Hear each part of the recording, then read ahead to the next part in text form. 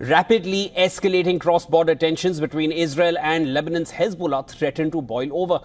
Hezbollah has released an aggressive video specifying Israeli targets that it intends to attack in case of a war. Now, this is a follow-up to the video that they had released just days ago. Now, the fact that these Israeli targets are a closely guarded secret puts Israel in a compromised position in terms of security. Hezbollah is showing how well they know their terrain inside Israel. Now, the video fronted by Hezbollah chief Hassan Nasrallah graphically puts out exact places to be targeted by the Iran-backed outfit. It mentions the Hakiria complex, which includes headquarters of the security ministry and senior military leaders. It also marks out other potential points of attacks, which include military factories, location of military battleships, oil refineries, and also important economic hubs, including ports. Now, Hezbollah says data has been collected by surveillance drones, which entered Israeli airspace and came back to Lebanon undetected. The most sensitive location on the list is Israel's reported Dimona nuclear reactor. It's part of that list. And Hezbollah knows exactly where it is. Earlier, Hezbollah chief had warned that the group's rockets can hit Israel's nuclear arsenal and turn it against them. On Saturday, the Israeli Defense Forces released a video showing strikes on Hezbollah targets in southern Lebanon. The army claims to have struck an observation post in Aita Ash-Shab and a military structure in Yarun. The latest Hezbollah video comes just days after Hezbollah chief Hassan Nasrallah issued fierce war threats to Israel. He said that in case of an Israeli offensive against Lebanon, the militant group will wage a war that will know, quote-unquote, no restraint, no rules and no ceiling. He also suggested that the militant group may send ground forces into Israeli territories. As a response, Israel reiterated that the country is ready for an all-out war against Hezbollah.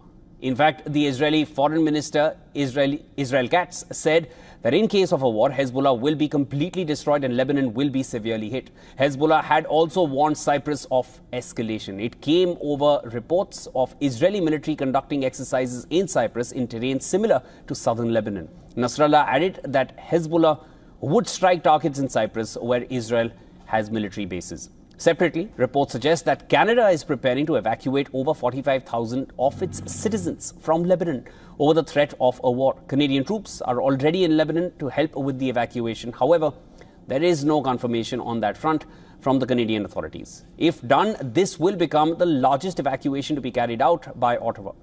Reportedly, Canadian Foreign Minister Melanie Joly consulted with Israeli Foreign Minister Israel Katz before planning the move. Even Kuwait has circulated an emergency message to its citizens to leave Lebanon, and I'm going to quote here, as early as possible. All right, for more on this, there is a lot to discuss here. We are joined by Dr. Malcolm Davis, Senior Analyst in Defence Strategy and Capability at Australian Strategic Policy Institute from Canberra. Malcolm Davis, always a pleasure speaking with you. Now, just to begin with it, how close are we to an all-out war? There is a lot which has been said, at least from Hezbollah. How close are we to an actual all-out war? Because we've seen things boiling between IDF and Hezbollah since October last year.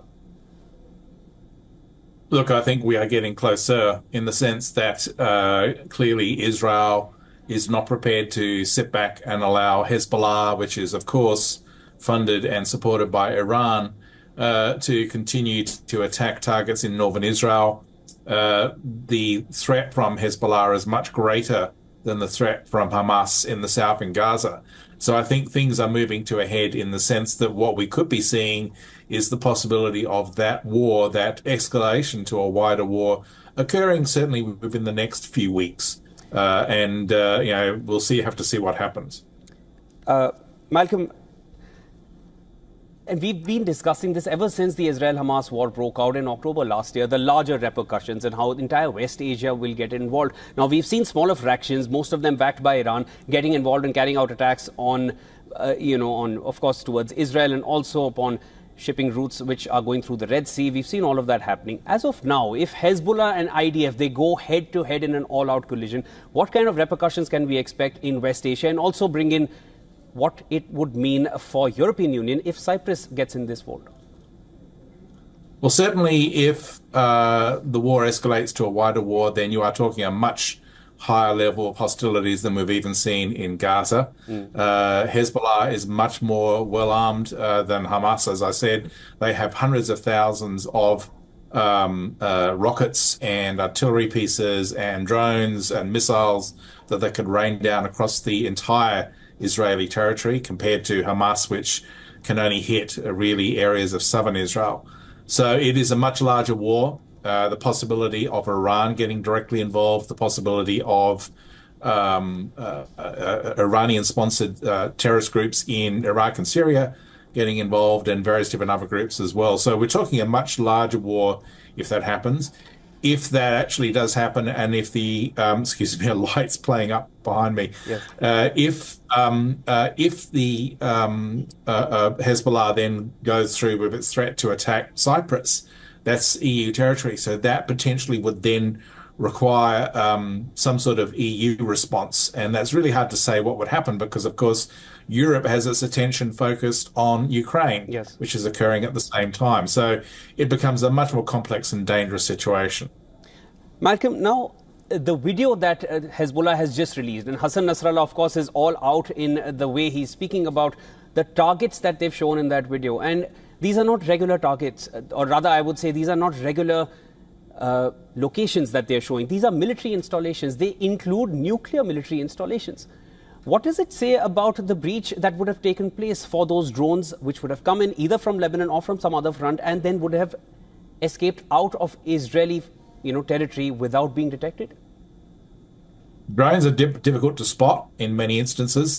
They can be quite small, but still have significant range and significant payload. So my guess is what the Hezbollah have done is they've flown these small drones potentially at low level to avoid the Israeli radars, or they're sufficiently small that they're not picked up on the radars, and they've imaged these sites. I mean, if Hezbollah did attack Dimona, the nuclear facility at Dimona, that would be a huge escalation. It couldn't happen without the authority and the approval of Iran. So my guess is the Israelis would strike not just at Hezbollah in that instance, but they would hit Iran as well, and they would hit the Iranians hard. You might recall a few weeks ago, yes, the Israelis and the Iranians had an exchange of fire which was very limited and constrained. I think that the second time around, particularly if Dimona is struck, there would be no such constraints, and you would then add another layer of escalation to the war. Malcolm, one more question. You mentioned Iran, and that's essentially what I wanted to come to next. Do you feel Iran would get involved in this, or we could see another range of escalations coming in as a direct confrontation between Iran and Israel as well, if Hezbollah is all out with the war? Well, Iran is already involved in the sense that it's yes, directly supporting both Hamas and Hezbollah, so supplying them with weapons. A direct involvement you could see, is what I'm asking. Yeah, a direct involvement. In terms of a direct involvement, if Iran actually started attacking Israel directly, that would generate a strong Israeli counter-response.